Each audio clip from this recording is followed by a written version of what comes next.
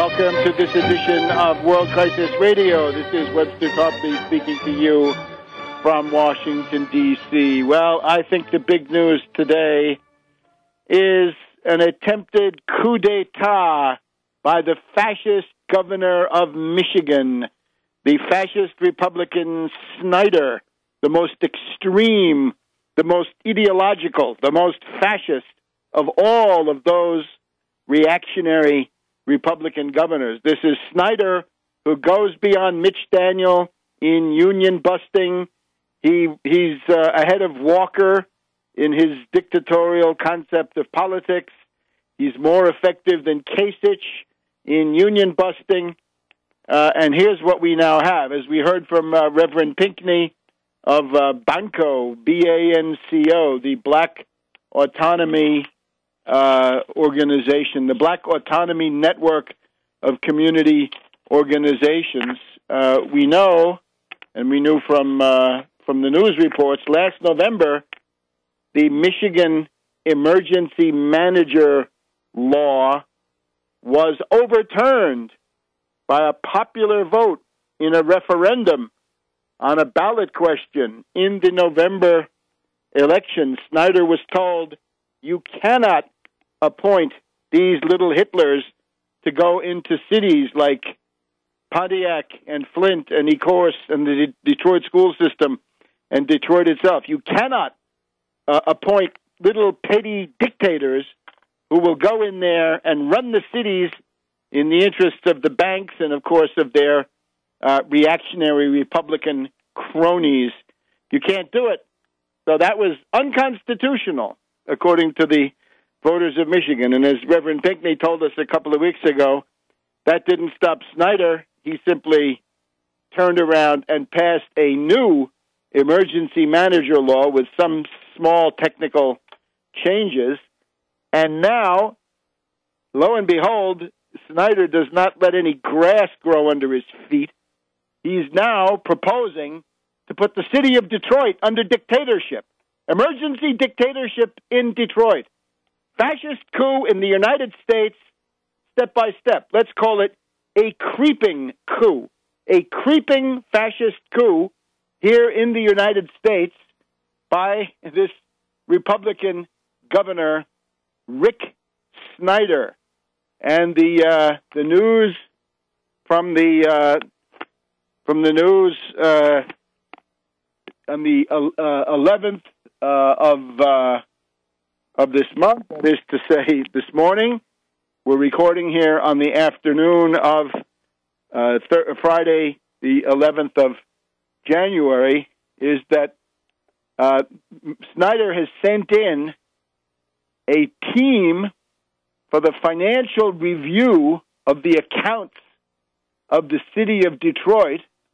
And if they decide that what they find is not to their liking, with no accountability and no oversight, they can tell the mayor of Detroit, the hapless Dave Bing, and they can tell the elected Detroit City Council, go home, we don't care about you, you're under bankers' dictatorship. The bankers, the bondholders will call the shots. That's where you're headed. And, of course, don't look to Obama. Don't look to anybody in Washington to lift a finger against this. Eric Holder should be in there with injunctions and indictments against Snyder. Remember, the original Constitution says the federal government has to make sure that every state has a Republican form of government. That was then made more specific by the 14th Amendment, very much part of our armory these days on default issues and now on this. No state shall deprive anybody of life, liberty, property without due process of law. I see a dictatorship under fascist auspices. And we know from the way that this kind of austerity dictatorship has been carried out in Benton Harbor, in Flint, in Pontiac, and Ecorse, we know that what this is going to be. And I'm wondering, Michael Moore, where's the great Michigan defender Michael Moore on this issue? Nowhere, because it's an embarrassment to the Democratic Party because they don't want to fight it. And remember also, the reason that the United Auto Workers, the biggest union in the state, is so weak is because of the killer concessions that they made to Ratner the Rat. That's Steve Ratner that you see every morning, or many mornings, on Morning Joe on MSNBC. That same guy, former New York Times correspondent, became a speculator, became a hedge fund hyena, and then Obama made him the head of the, he became the car czar under Obama. And his solution to this was blank the UAW. You can find that online. And what he meant by blank the UAW was to force the UAW, in the case of new hires, to lower the wages and working conditions to the same level, the wretched level of the sweatshop, non-unionized scab South, the southern states, the so-called right-to-work states. And, of course, now, right-to-work has come to Michigan.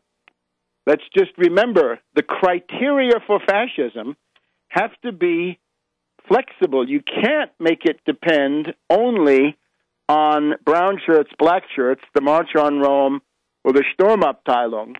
It cannot be simply the fascist mass movement. This especially applies to countries like Britain, the United States, and so forth, the sort of the English-speaking world where the formal democracy is a long tradition which has very deep roots and which is hard to get rid of. Under these circumstances, the coup facilitated by a rabble in the streets, the March on Rome model, is not the usual one. It could become so again, but for the moment it's not. The essence of fascism looks like, above all, union busting, the destruction of all mass organizations that might challenge a totalitarian regime. That's what we have with Snyder. If we have wage gouging, the attempt to drive down wages and social services and the standard of living, we have that too. Extreme deregulation. People who come like the Mormon Senator Lee, Rand Paul's little friend, or Rand Paul himself, I'm sure, who say child labor laws are unconstitutional. The minimum wage is unconstitutional. Unemployment benefits are unconstitutional. People who argue that are likely to be fascist. So we've got the question of unions. We've got the question of wages, deregulation. A fourth point might well be, if you're interested in shifting the tax burden from the super rich onto the working poor and the middle class, that is part of this constellation. That would also be a feature of fascism. Then you have, of course, the warmonger impulse that you're looking to pick fights with foreign enemies which may or may not exist, and racism, that there's a racist edge, animus to all of this stuff. Well, if you look at these reactionary Republicans, that is indeed what you find, and that's what we have here with Snyder. So I urge people, go back if you didn't hear the interviews with Reverend Pinckney in the last 2 weeks. I guess it's the last of the old year and the first of the new year. Reverend Pinckney, Edward Pinckney of Benton Harbor, Michigan, Black Autonomy Network Community Organization. Take a look, and you'll find there, if you want to support him and his group, I would urge you to support him, because this is the most radical element. This is the most determined element in the coalition that's going to be fighting against Snyder as he attempts to extend a dictatorship over his state. Now, the implications for this are broader. We'll get to them in a minute on World Crisis Radio. Welcome back to World Crisis Radio. Webster Tarpley here in Washington, D.C. Keep up with everything on Tarpley.net, Tarpley.net. If you don't have your copy of Just Too Weird, Bishop Romney and the Mormon Takeover of America with Polygamy, Theocracy, and Subversion, this is essentially the general outlines of the attempted coup d'etat of last September, October, November.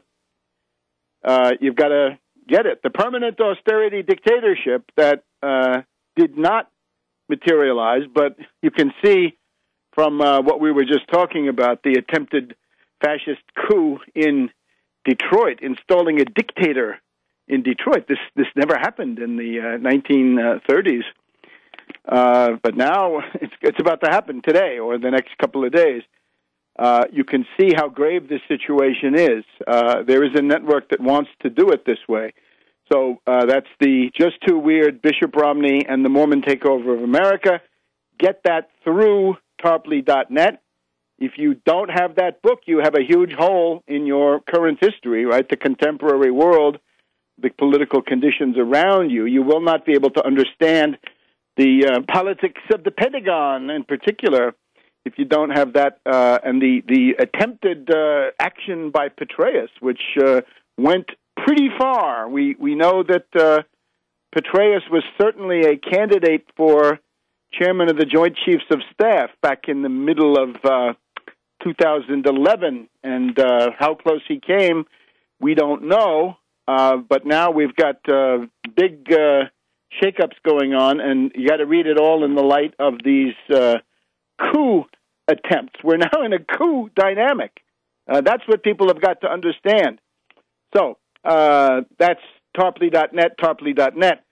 Minute to minute, hour to hour, you've got to get on Twitter. Twitter feed, Webster G. Tarpley, Webster G. Tarpley Twitter feed. We're calling today for the creation of a Twitter army. Now, others have talked about Twitter armies. You've got the reactionary Hannity, who has a Twitter army, which by that he means people who listen to his Twitters. No, that's not what's involved here. The Twitter army we need is one where you put out Twitters. Now, at the beginning, if you want to use Webster G. Tarpley Twitter feed as a point of reference, great, do it. Rewrite, change, adapt, whatever you want to do. But soon, you're going to be able to do this yourself, and that's what we need. We need, in particular, all kinds of zingers, because that's what this means, right? The stock and trade on Twitter is the one-line zinger, the 140-character posting, and we need that, and we need it heavy-duty, and we need it right now. Get on Twitter and attack Snyder for attempting a fascist coup in Detroit, Michigan. Use whatever language you want, right? Authoritarian power grab or outrageous, high-handed maneuver, whatever you want to call it, right? All kinds of different levels of rhetoric, and indeed, it's better if there is. So that's the Twitter army. The other one is take back the airwaves. Take back the airwaves. And by this we mean you can get on nationwide radio, right? Limbaugh, Hannity, O'Reilly, Levin, but also Ed Schultz, Tom Hartman, right? The left fakers, the people who have sold out to Obama equally, and in some cases more vulnerable these days. Call in, get on there, learn to outwit the call screeners, get on there, talk about the Wall Street sales tax, seizing the Fed, I say, nationalize, deprivatize the Fed, and start issuing those trillion-dollar tranches of 0% long-term credit for infrastructure, industry, agriculture, tangible physical production, up and down the line. That's how you get a recovery. So those two things, the Twitter army where you are a protagonist and similarly take back the airwaves, you can get on nationwide television. It's called C-SPAN. Every morning they've got a program called Washington Journal. Get on there. Call in. Just about every morning it's about the fiscal cliff, or now the sequester, the default, the continuing resolution, and so forth. Get on there and get busy. Now, concerning this question of the coup, most fascist regimes reach a point where they assert emergency powers, emergency rule. This is often top-down, not always. In the case of Germany, we could say that Germany really went under emergency rule in the summer of 1930, when the last democratic government, the last government that had a majority in the Reichstag, the German parliament, was the Müller government of the SPD. this government fell over an attempt by reactionaries to cut the unemployment benefits, interestingly enough. Then we had a more severe form of dictatorship, we could say, a coup, in effect, in Prussia in July of 1932, right? Von Papen was the chancellor by that time, and he engineered an austerity coup, which left him as the dictator, or his commissar, as the dictator of Prussia. In the case then of Hitler himself, January, February 1933, the famous enabling laws allow him to assert emergency powers. Also notice, Marshal Pétain of Vichy in July 1940 in an auditorium in the more or less southern French resort of Vichy, he has an assembly there. Pierre Laval manages the bill going through the rump of the French Parliament that give emergency powers to Marshal Pétain and indeed end the French Republic that had been installed in 1875, the law of the Third Republic. So we are now in very, very dangerous territory, and people have got to understand this. And then we look at the behavior of the Republicans in the Congress, and maybe we can say that the actions of Snyder in Michigan give us a way, a commentary, a gloss, an explanation, so that we can understand the deeper meaning of the unbelievable antics, the unbelievable blackmail, extortion, sabotage, treason of the Republicans in the Congress. If you drive the United States government into default, and indeed shut down the government, you can do both. You drive the government into default and shut it down, you create a situation where emergency rule becomes easier. It's very interesting. In the Vichy period, there was, of course, a significant clique called the Cagoule, or the Synarchs, the Synarchy. They thought that it was better, of course, for Germany to win the war with France, because they felt that if France were defeated, a coup by them would be much easier. So they needed the country to be defeated so that they could impose what they wanted on the institutions. And you can see that same fascist strategy can be seen in the House Republicans in general. Bankrupt the United States, and then maybe it's easier to get emergency rule. Back in a minute on World Crisis Radio. Come back to World Crisis Radio, directing you as always to Tarpley.net and Dubai in particular. Just Too Weird, Bishop Romney and the Mormon Takeover of America, my latest book, highly relevant, goes far beyond the mere question of who would be president this month. And Webster G. Tarpley Twitter feed. So we have an attempted coup in Michigan. We might want to say that the activities of the fascist governor Snyder in Lansing, Michigan, are in some way the equivalent of Hitler's beer hall putsch in Munich in November 1923.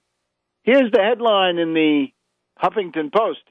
Detroit's fiscal future could soon be out of its hands if a team of state officials determines that the nation's former auto and manufacturing giant, is so firmly entrenched in a financial emergency that it cannot climb out on its own.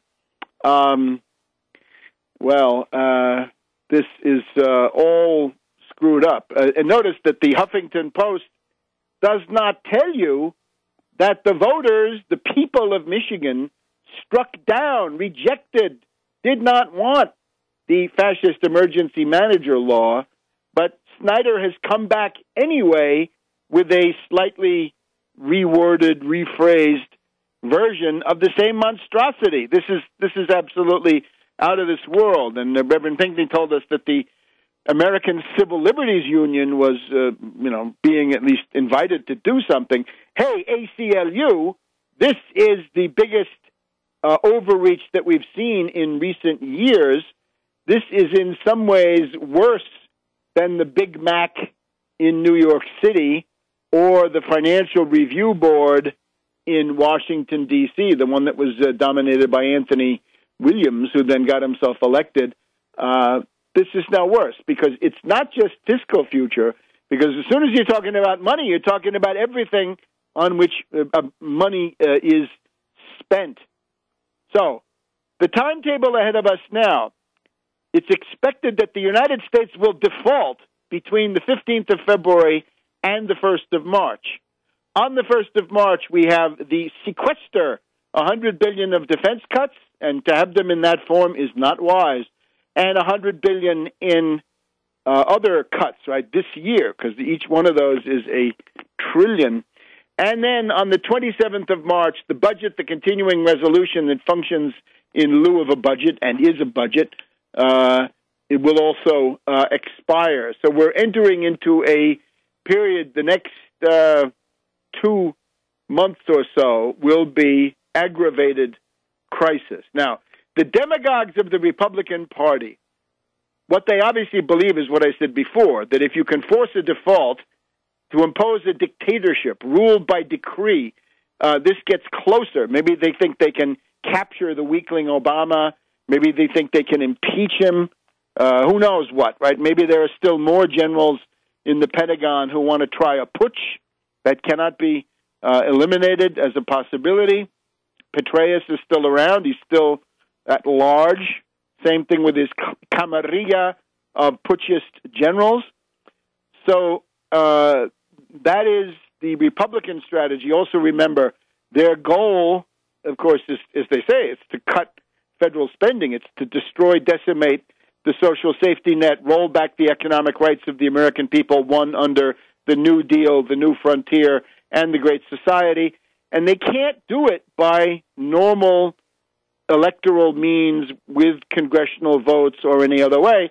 Therefore, they say, force the country into bankruptcy default, and then the United States will not be able to borrow, and that way we can cut the federal spending in the most radical way possible. The other thing, though, in terms of their messaging, the demagogy, the cloak that they're trying to use, if you look at this despicable Ted Cruz, the new lunatic from Texas, he's taking the place of the cheerleader, but then now we have to deal with Ted Cruz, Rafael Cruz, I believe, but Ted Cruz for political purposes. He attempts, with Hannity and others, to blur the line. He says, well, what you're dealing with here is really not a default and a bankruptcy, but a government shutdown. The hell it is. It is a bankruptcy and a default, and no stock market hedge fund hyena speculator would have any trouble in telling him that in a moment of honesty. But what you'll notice that what Cruz is saying and what Toomey the Toomer also says, right, from the Club of Growths in the Pennsylvania senator, what they say is if you default, what you can simply do is channel all your income preferentially to the bondholders. So the Republican Party is revealed as not only as the party of national sabotage, treason, blackmail, and extortion, right? It sounds like some organization in James Bond, Spectre, right? Extortion, terrorism, revenge, whatever. In the case of the Republican Party, it's extortion and blackmail, treason, and wrecking. The Republicans believe that with this they can make this kind of a power grab. Cruz attempts to blur the line, and they're revealed as the party of the foreign bondholders.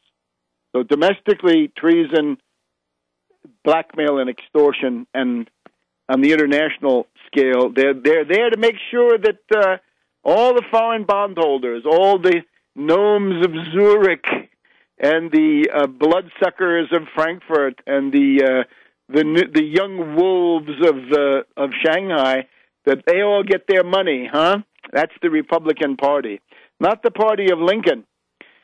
Now, that's the one side. The other side of it is the 14th Amendment is gaining ground. You can look at my Twitter feed. You can see all sorts of people have talked about the question of the 14th Amendment. It is very, very much in the news. One interesting thing is when people like Hannity and so forth bring it up, they have to say the Constitution says that only Congress can spend money in Article 1, but wait a minute. The 14th Amendment is also part of the Constitution. Hannity, why don't you read your viewers what the 14th Amendment says? They never do this. And they have a very, very strange idea, right, that the first article is the real Constitution. The 14th Amendment is somehow inferior. And remember, the Constitution says that is not so, that the amendments are equal in power to the articles. There is no difference in the inherent power of these pronouncements. Anyway, the public debt of the United States shall not be questioned. The debt ceiling is unconstitutional. Default is illegal. Yes, default is a federal crime. And a Republican cabal could be indicted for attempting to use the Congress through a criminal conspiracy to make that go through. It's all over the place now. And again, the problem is that there are not enough people trying to make clear what the 14th Amendment actually says. But the idea that Obama could get out of this using executive orders, even O'Reilly now has to refer to this so that he won't tell you what the constitutional authority is. Now, as the 14th Amendment gains ground, which it is doing, we got this diversion of the platinum coin. The platinum coin is very problematic. It is a gimmick. It is based on a mere statute. It's based on a statute where I'm sure the Supreme Court would argue the original intent of the statute was to allow the minting of commemorative platinum coins. It does not provide a permanent solution, but only a momentary one, and it is very vulnerable to being seen as a gimmick, as a cheap trick. And we'll get back to this question of the platinum coin in just a minute. Welcome back. Welcome back to World Crisis Radio. This is Webster Tarpley in Washington, D.C. So this is 14th Amendment Radio. Can't be deprived by any state, huh? State cannot deprive you of life, liberty, property without due process of law. That means you, Snyder. That means you, Michigan. And the Obama administration, of course, pretends nothing is happening, even as fascist yoke descends on the great city of Detroit. What a tragedy. Let's not get into it. It's an endless tragedy. And the public debt of the United States shall not be questioned. You can even make a pretty good argument that the people trying to force a default now are, in effect, the Confederates. They're the same Confederates that were being targeted. They're the leftovers, right? The revanchists of the Confederate States of America. That's the Tea Party. Left over that were there in 1868, and unfortunately they're still there. So we just to sum up the publicity for this, O'Reilly thinks that Obama will use an executive order to keep the Treasury auctions going and avoid default. We've got Greta Van Susteren and Newt Gingrich freaking out about the 14th Amendment. Again, not telling anybody what it says. Hannity and Jay Sekulow rage against the 14th Amendment. They think that the Tea Party has to have the right to smash the USA. Human Events of January 7th says that Obama will use the 14th Amendment to raise the debt ceiling. And you've got Ted Cruz. He loves the Constitution, but somehow not the 14th Amendment. He hates it so much he won't even tell you what it is. So there's the reactionary freakout going. Ezra Klein, on the other hand, is for the funny money, the platinum coin. Anne Marie Cox, the former Wonket, tells Martin Bashir that the Republican threats to bankrupt the country, force the bankruptcy, this is adding authority to the argument in favor of using executive orders. Stephanopoulos asked his panel if Obama will use the 14th Amendment, And the new ABC correspondent at the White House, Jonathan Karl, says, yes, it's gaining. Well, you get the idea. The 14th Amendment. Pelosi started this going, telling Bob Schieffer on January 6th, the 14th Amendment means that the president can, and I would say must, pay the national debt no matter what happens. So you get the idea. Now, the platinum coin has all these weaknesses. It is not anchored directly in the Constitution. It is merely a statute, and the argument would obviously be that this violates the original intent of the statute. Now, the reactionaries will argue that on the Constitution, too, but again, you could say, well, these people today are simply the Confederates of 1868. It's their spawn, right there, their progeny that we're dealing with. The platinum coin is not a permanent solution.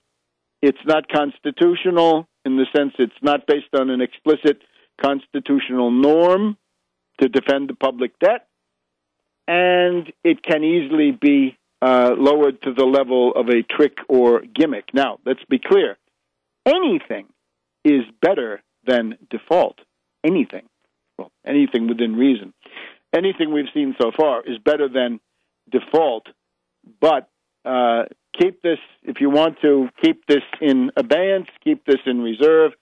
The left liberal mushheads find this idea appealing, like Ezra Klein, so don't worry, there will be plenty of people blabbing about the platinum coin.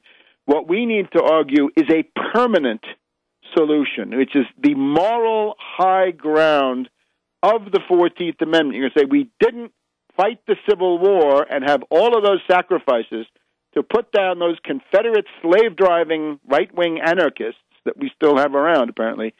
We didn't do all of that to allow some gaggle of fanatics and lunatics financed by the Koch brothers and full of Austrian ideology. That was not what we did. So, therefore, the 14th Amendment rules the roost. So this is rolling along. This is where you should intervene, among other things, on Twitter and in these Take Back the Airwaves. Now, the Wall Street sales tax. A week ago today, I guess, we had Bernie Sanders coming forth in the evening on Ed Schultz saying that he was going to submit a bill to impose a Wall Street sales tax of 0.25% to 0.5%. It was not clear how much it would be. It was not explicitly related to the derivatives trade, collateralized debt obligations, credit default swaps, structured investment vehicles, and so forth. This is where most of the money is. It has to be done in that way. But he brought it up. Now, unfortunately, yesterday, the 10th of January, we had Bernie Sanders on the Ed Schultz show again, and even though he was talking about Wall Street and inequality, no mention of the Wall Street sales tax. So did a heavy hand from the Obama White House or the Federal Reserve or somebody like this come down on Bernie? Anyway, there's the situation. Now, suppose you want to get on the scoreboard. We've told you about Twitter. We've told you about Take Back the Airwaves.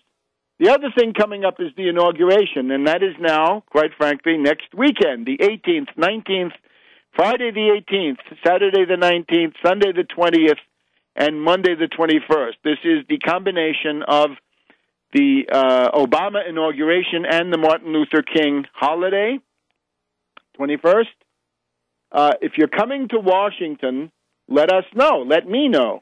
The United Front Against Austerity will be here. We will attempt to develop some signs, some leaflets. We will try to have points where we can all gather together and do a concentrated intervention. We can go to the White House. We can go to the Congress, the Treasury, the Federal Reserve. We can have a lot of fun, quite frankly, while doing good. So I would urge people, consider now, and we'll try to have this stuff nailed down within about 2 days, say by the 12th or 13th of January. Take a look at the United Front Against Austerity homepage, and you'll see some ideas about this. Now, the other thing to be aware of. The balanced budget amendment is back. It's a pure demagogy, right? This is pure suicide. It's pure garbage, frankly, at this point. It's recycled garbage from Newt Gingrich and these people from 10, 15 years ago. But it's back. So the idea is Ted Cruz and Human Event says that the way for the Republicans to regroup is around a popular reform like the balanced budget amendment. Well, wait just a minute. It's not popular. It's hated. It means genocide. It's going to kill people. We can't do that. This is what Ron Paul wanted, right? He wanted $1 trillion of cuts in the first year and then balance the budget within a presidential term. The deaths would have been counted in the millions because you'd be destroying food stamps, Medicare, Medicaid, Social Security, S-chip, WIC, so forth. So if people start spouting balanced budget, remind them, hey, when you were running for office, you talked about jobs, jobs, jobs, and now that you're safely out of reach of the voters for a couple of years, now you're spouting balanced budget amendment. What happened, dear Republican and Democratic fakers, oligarchs, traitors, and so forth? The general welfare. Well, the other thing, of course, is they're always harping on this, right? Remember, for these reactionaries, the Constitution is simply a buzzword. It's just a cloak for what they want to do. We've seen it, right? Hannity says, to pay the debt is against the Constitution because of Article 1. Wait a minute, how about the 14th Amendment? Oh, no, that doesn't apply. And similarly here, Article 1 actually says Congress can borrow money, and these reactionaries come along and say, no, Congress cannot borrow money. Down with the Constitution. Well, fight them. We'll be back in a second on World Crisis Radio. Welcome back to World Crisis Radio, our second hour here on the 11th of January, second program here in the new year. We're just wrapping up now the coverage on the economic battles. This is essentially austerity yes, austerity no, and we're here to say austerity no. Austerity kills. To propose austerity cuts in the food stamp budget is to be guilty of a Nuremberg crime, high crime against humanity. You knew or you should have known. And don't tell us you were following orders. This goes for quite a few of them. And at the same time, the austerity doesn't work in its own terms. It will not lead to a balanced budget. That's what you see in Greece, in Spain, in Portugal. In a depression, you cut the budget, you destroy government jobs. That's partly the story here in the United States. You destroy social services. You lower the general level of economic activity, which is largely being maintained by government spending. And at that point, workers turn into welfare recipients or unemployment benefit collectors, and the deficit increases. This is the insanity. You're going to kill people to increase the deficit. Of course, they don't care. This is class instinct. The ultimate underlying goal is not really to balance the budget. It's to destroy the social safety net, drive down wages, ruin working conditions, and if they can have a deflationary crash, that's really what they love. That was the Ron Paul, and I'm sure Rand Paul, Austrian school version. If you have a lot of money, you feel that the Federal Reserve printing money is undermining the value of the money you have hoarded, and therefore you want to stop them doing that, and you would like deflation, because when deflation occurs and you're sitting on a pile of money, you can go out and buy up the world. You can buy people, factories, real estate at bargain basement prices, and your money becomes worth more. So that is the essence of the Austrian position. If you are an Austrian and you're not rich, you're a damn fool, and you better review your entire position. Now, the other thing we've had this past week is a campaign about welfare recipients misusing their payments. The irony of this is there is no more welfare. Welfare is long gone.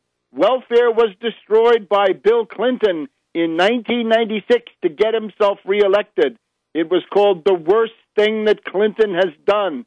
There was at least one Undersecretary of Health and Human Services who quit over this issue, wrote an article about it in the Atlantic Monthly. The worst thing Clinton has done. You didn't need to hurt people, Clinton. You were going to beat Dole anyway, but you wanted an insurance policy. That's immorality. That is wretched. That is despicable. But now these lunatics today, O'Reilly has got to pretend that there's still welfare. There is no welfare. Aid to families with dependent children, one of the titles of the Social Security Act of 1935, is gone, has been gone for 15 plus long years. What you have today is TAMF, temporary assistance to needy families. It lasts for a few weeks. It's a big nothing. I think what they're referring to is food stamps in most of these cases, right? That food stamps now come as a kind of a cash card, a debit card. But they're crazy. Imagine the reactionaries. Look, fascist delirium is you pretend that there's welfare when there is none. It's gone, and still you're going to get into a blather about it. All right, now we have to remember when we look at Obama's latest round of appointments, which we'll begin to do today. Remember that we have now just come through an acute phase of coup d'etat at the Washington level, right? We have one going on in Lansing, Michigan, and Detroit, but at the Washington level, we had a quasi-putsch, and the names associated with this, the heads that have rolled, and we don't know, of course, which of these were active putsches. We sort of know that the whole constellation revolves around General Petraeus. I identified him, you'll remember, in 2009, 2010, as the top focus of Bonapartist tendencies in the U.S. government. Bonapartism means Napoleon, right? It means the coup d'etat of the 18th of Brumaire in November, and back in the French Revolution, 1799, I believe. So that's Petraeus. But the names we want to just keep in mind as we discuss this: Petraeus, General Allen, the Afghanistan commander, was supposed to go to NATO, not yet. General Ham, U.S. AFRICOM, that's where Benghazi was. Stavridis, Admiral Stavridis, the current NATO commander, the head of the Missile Defense Organization. Admiral Gaulet, the head of a task force of aircraft carriers in the Arabian Sea. We had the commander of that frigate that had a drunken orgy in Vladivostok. We have the head of Lockheed getting Watergated out for sexual harassment. Senator DeMint departed precipitously. What could it mean? The Gallup poll under financial attack by the U.S. government. This was the Gallup poll which falsified the reports on coup, the voting patterns, the likely vote, and gave credibility in advance to what might have been a large election fraud operation. That was the net effect. And then Karl Rove and his Orca organization, billed as a get-out-the-vote operation, didn't do too well with that. Some say this was a vote fraud organization. That was what Anonymous claimed, and who knows who Anonymous is, but that was designed to hack into the vote counting computers of various states. So we have all of that. What else do we have? The Washington Post has since revealed that General Petraeus was palsy-walsy with Frederick Kagan from the American Enterprise Institute. We've always called him Field Marshal Kagan here, this pudgy think tanker. And Kimberly Kagan, Kim Kagan of the Institute for the Study of War. Notice it's not war and peace, but only war. Neocon Madame. And some of her people, you can hear them. They appear in policy discussions now. It's amazing, what money will do. Get the money, endow an institute, get some quackademics in there and have them start pontificating, and you can move public opinion. Petraeus, Frederick Kagan, Kimberly Kagan, and how they were cavorting all around Afghanistan, essentially giving orders to U.S. troops, acting as if they were part of the chain of command at certain moments. It looks like from where we sit here. Also, at the beginning of December, we have this interesting article in the Washington Post style section where Bob Woodward tells us that Rupert Murdoch, the nefarious British Empire press baron, called Petraeus and urged him to run for president. And Petraeus, according to this, declined. Who knows how much of this we can believe. The Guardian also tells us that Petraeus, up until his ouster a couple of months ago now, wanted to attack Syria. Stanley McChrystal, has written a book. He's on book tour. And with this, we can revisit that incident a couple of years ago now, where, of course, he had this journalist attached to his staff, and they were bad-mouthing Obama. They were engaging in seditious gossip against the commander-in-chief, and this forced Obama to get rid of McChrystal. This is a window into the actual mentality of this network, I believe, what we saw with McChrystal. No love lost on Obama here, but these guys represent sedition. Back in a minute. Welcome back to our World Crisis Radio. This is Webster Tarpley here in Washington, D.C. Tarpley.net to keep up with the world. Webster G. Tarpley to keep up with everything minute to minute, hour to hour. Get yourself a copy of Just Too Weird, Bishop Romney and the Mormon Takeover of America. So we're just going through this interesting pattern, all these pieces of evidence flying around that have to do with the likely attempted power grab or coup or putsch under the cover of the presidential election that somehow was supposed to install Romney, but somehow didn't, and that meant that a lot of putschists were left out on a limb. Intelligence warfare continues in Washington, D.C. Washington Post tells us that the prostitutes in Cartagena, Colombia, that were engaged by the Secret Service, we actually had the Drug Enforcement Administration doing the pimping to procure these charming ladies. So another element, McChrystal on book tour, and remember, he had gone very far in dissing Barkey, and Barkey had to fire him, but it seems to me that McChrystal was a sample of what these military circles think of Obama. If you go back to, and I hope you will, Obama the Postmodern Coup, the making of a Manchurian Candidate, actually it's really in the Barack H. Obama, the Unauthorized Biography. If in those days of mid-2008, I speculated, how will Obama be able to control the military? It won't be easy. And I thought he would do it by increasing the budget. But you can see no matter how much he increased the budget, like Septimius Severus back in the Roman Empire, he still couldn't buy the loyalty of these people who held him in contempt no matter what he did, because, all sorts of reasons. So that was what McChrystal was voicing. But now we have McChrystal essentially paraded as an elder statesman. Maybe Petraeus will be writing a book and he can get on TV.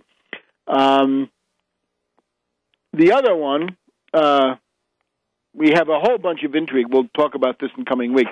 A lot of intrigue around the Joint Chiefs of Staff when Admiral Mullen went out and General Dempsey came in. There was much intrigue, and we'll have to go through this. This was sort of middle 2011. But then we have the Washington Post magazine, August 26, 2012, and on the cover we have Gwyneth Todd. And Gwyneth Todd, the headline, "Why was a top Navy advisor stripped of her career?" And this is somebody that we might want to look at together with Broadwell and old Jill the Jill Kelly, the social liaison there of the Central Command. Gwyneth Todd was a Middle East expert in the National Security Council under Clinton. She worked in the office of Secretary of Defense Dick Cheney in the first Bush administration. They were already planning, the neoconservatives already planning to attack Iraq. In 2007, Gwyneth Todd, age 42, was a top political advisor to the U.S. Navy's Fifth Fleet. And at that point, we're told, this is now reported by retired Admiral David C. Nichols, Deputy CENTCOM commander in 2007. He told the Washington Post that Admiral Fox Fallon, the commander of CENTCOM, this is all focused there in Tampa, remember, with Jill Kelly and perhaps Broadwell running around.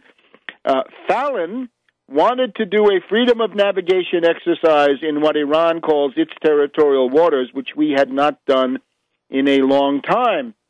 And Todd was alarmed because this might turn into the Gulf of Tonkin, 1964.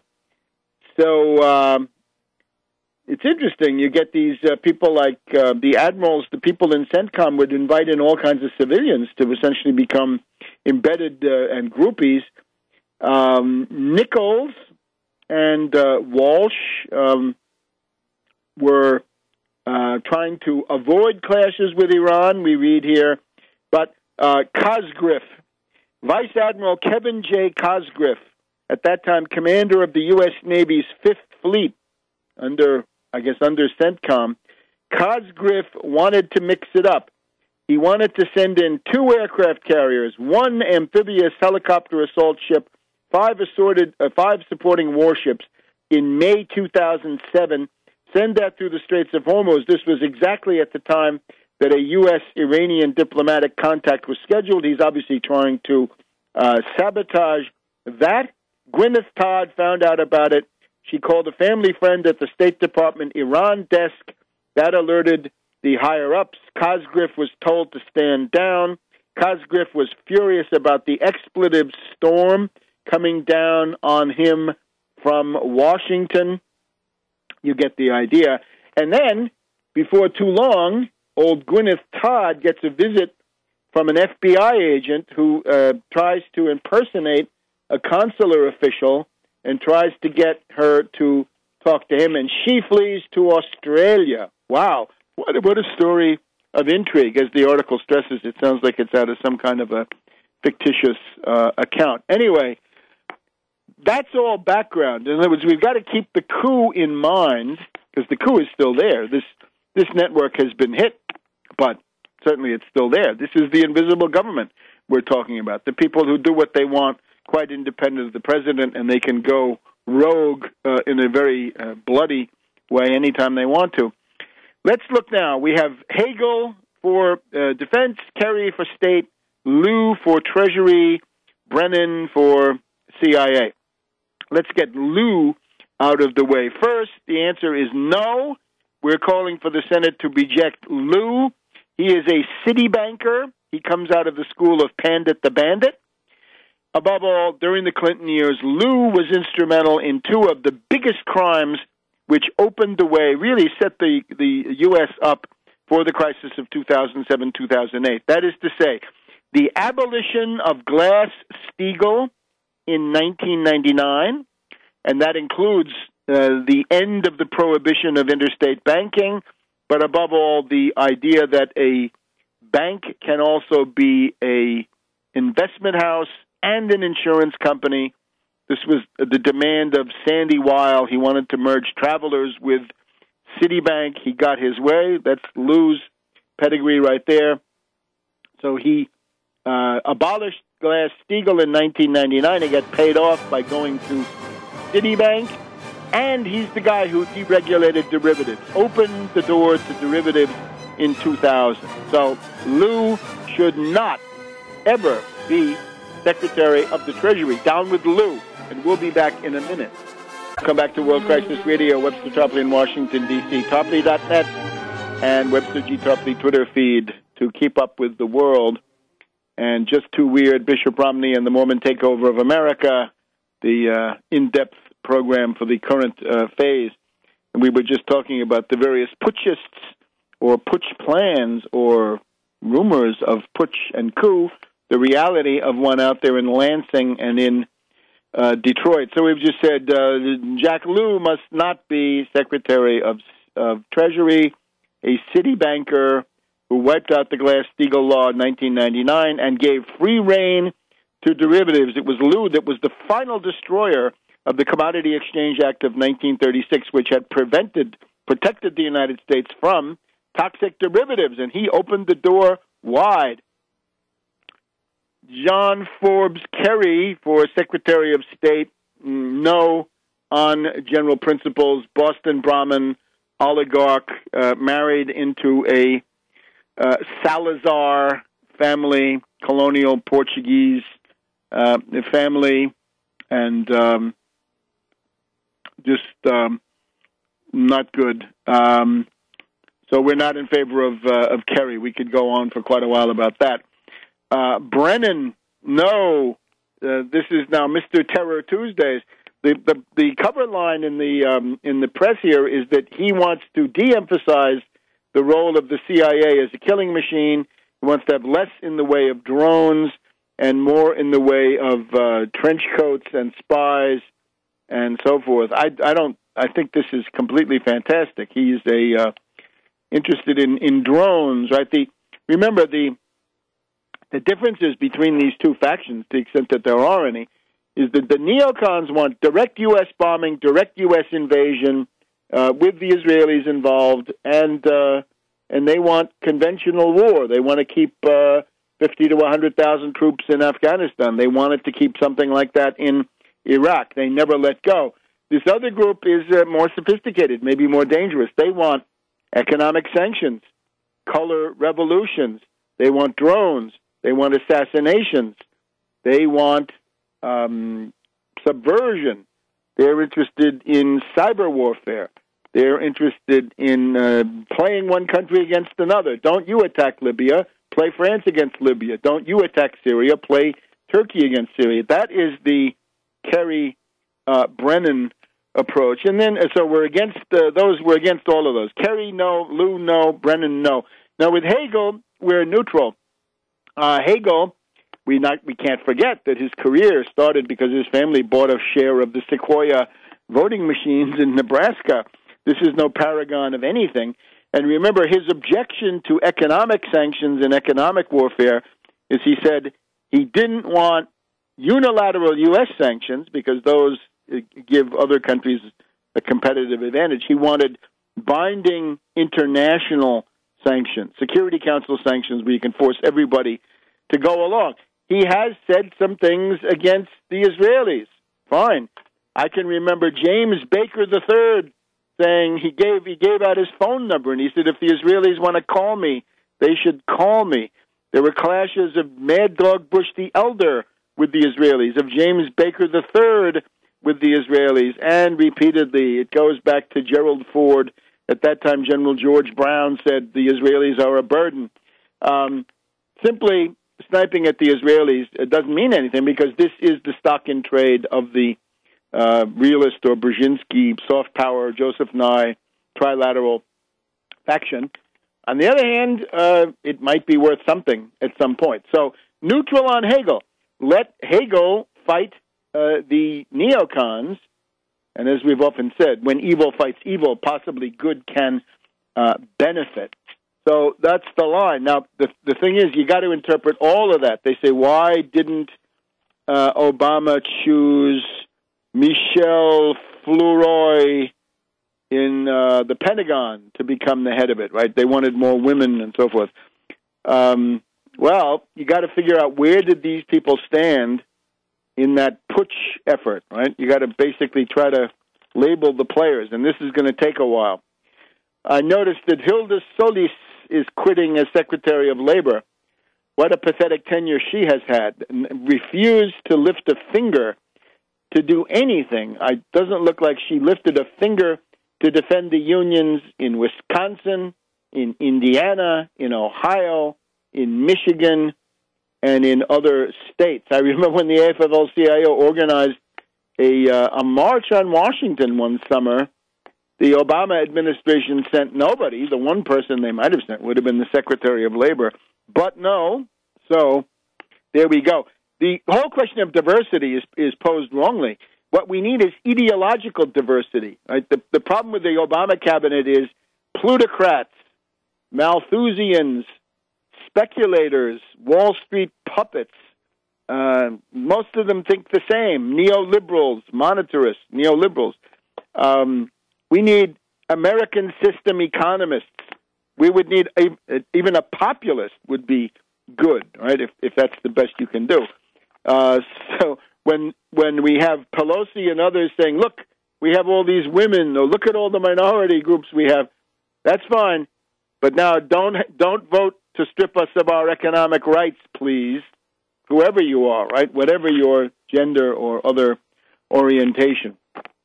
Now, short notes on foreign policy.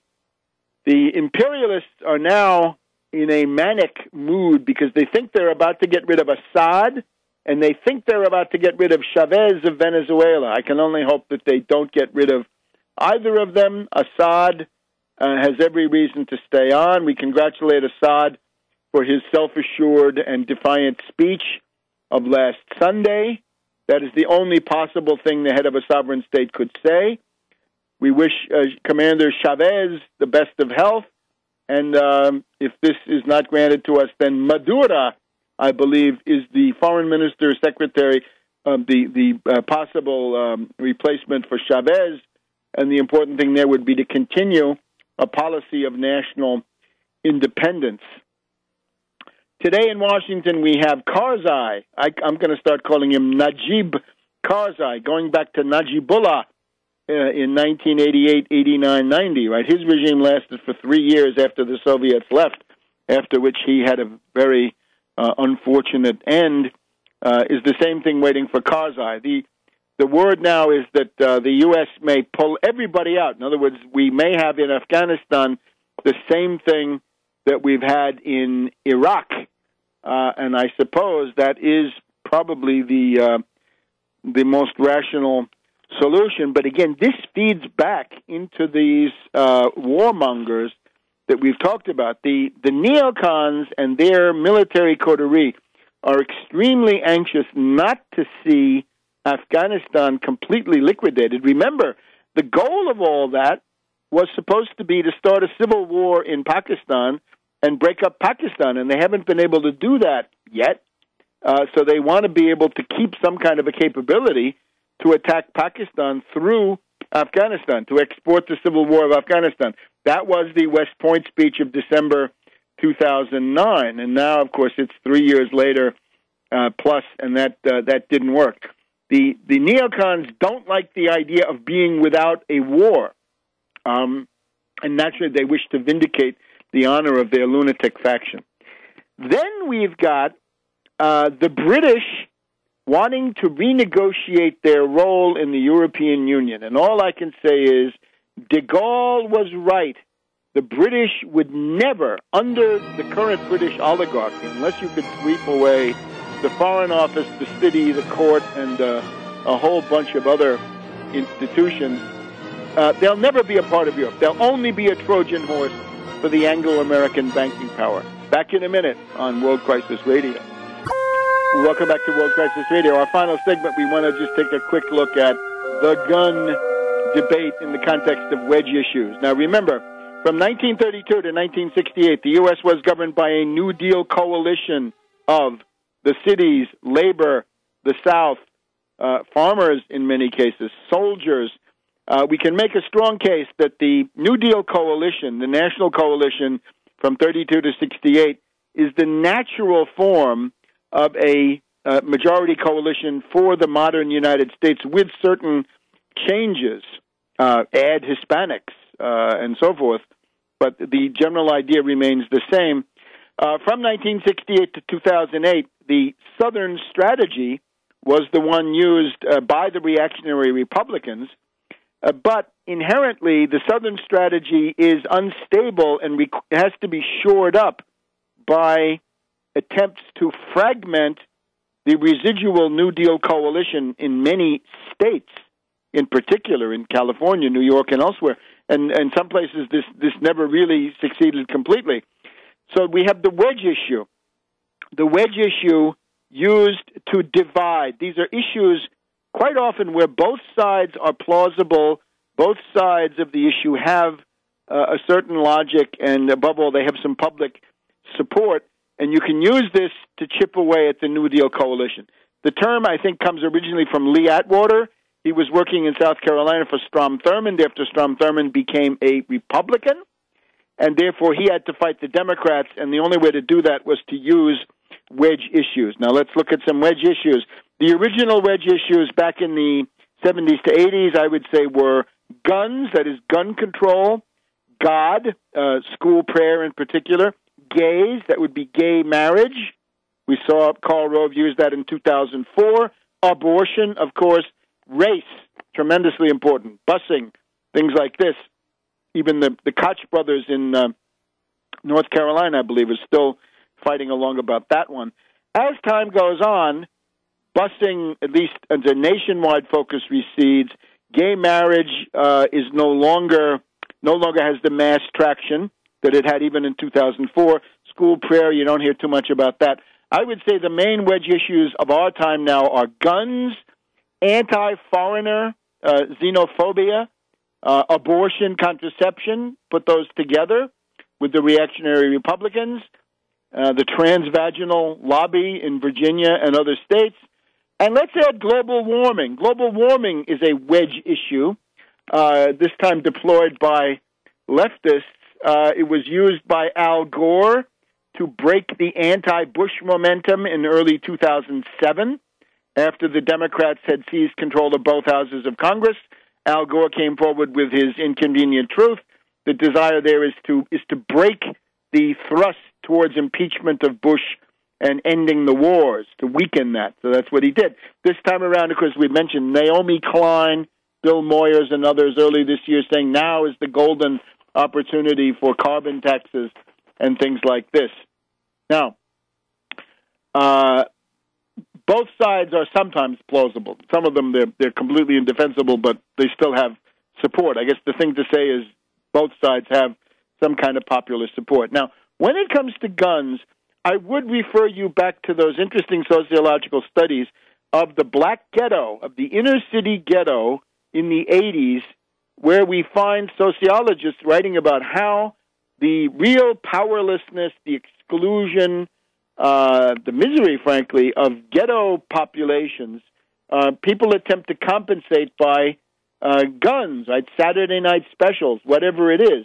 And above all, among younger people, younger men with no fathers, how they need to compensate for their feelings of inadequacy with a gun. That this is a way to get respect. If somebody disses you, you can respond by pulling out a gun. Notice, this means that your identity, your human identity, is projected onto a thing, a gun in this case. The idea that your social identity depends on owning something, well, that's alienation, right? That's fetishism. Notice now today, among right-wingers who essentially duplicate the same pattern, they're trying to compensate for powerlessness, exclusion, and other feelings of inadequacy and lack of personal worth. They're trying to compensate for that with a gun. They fall into alienation and fetishism, and they do the same thing with gold. They think that productivity and wealth are located in gold. No, it's not. Located in human labor. And that your human identity is located in a gun. Power is located in a gun? No. Power is located in political organization. Political organization is the root of power in human affairs. Now, whether guns arrive, that's a later question. Mao knew this. People often quote Mao saying, it comes out of the barrel of a gun. Well, that's not really what Mao did. His main thrust is to build organization, and then you see what comes after that. So organization trumps guns. Now, I would also say the argument we hear that gun ownership is a protection against tyranny, I think that is an argument that will not hold water. Not with the modern weapons, not with cluster bombs, not with gas, neutron bombs, you name it. This is not going to work. And it seems to me it simply it's used as a replacement. It's a substitute for the political organization that you actually need. On the other hand, there is a plausible case that in a collapsing society with social chaos going around, self-defense of individuals against criminals and so forth, this has a certain plausibility. But again, the answer to that, I would submit, is the goal of civilization is that in most cases it's better to have the armed force being exercised by a legally constituted government rather than by individuals, by sort of Robinson Crusoe alienated, fragmented individuals, and certainly better than having armed gangs, armed militias. Of course, the hypocrisy is there. Sidwell Friends, where they send their kids, plenty of armed guards. Politicians have armed guards. What about the citizen? All of that makes sense.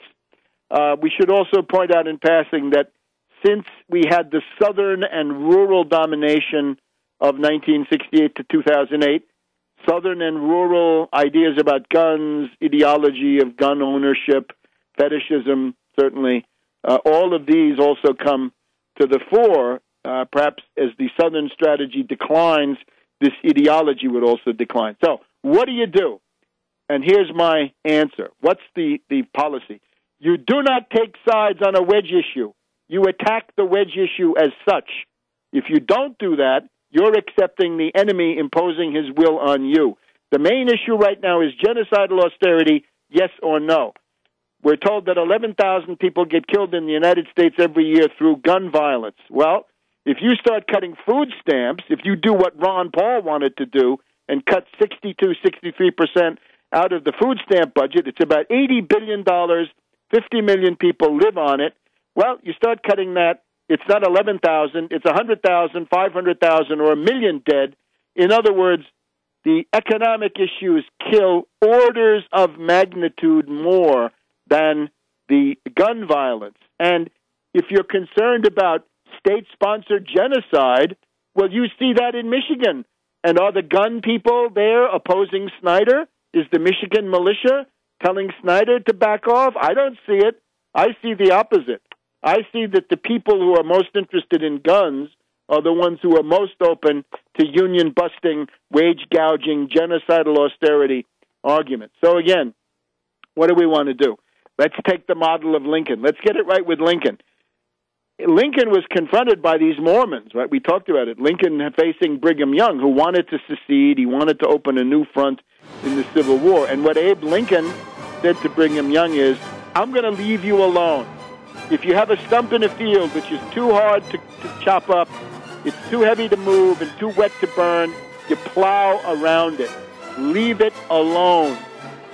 The way you solve the gun problem is right now there is no direct solution. Get full employment, get prosperity, pacify the society, and these issues will then become tractable. Right now they're not. So that is my approach. What Abe Lincoln offered to Brigham Young, leave it alone. Let's get busy on the real front. Wall Street sales tax, seize the Fed, 14th Amendment. We'll see you next week on World Crisis Radio.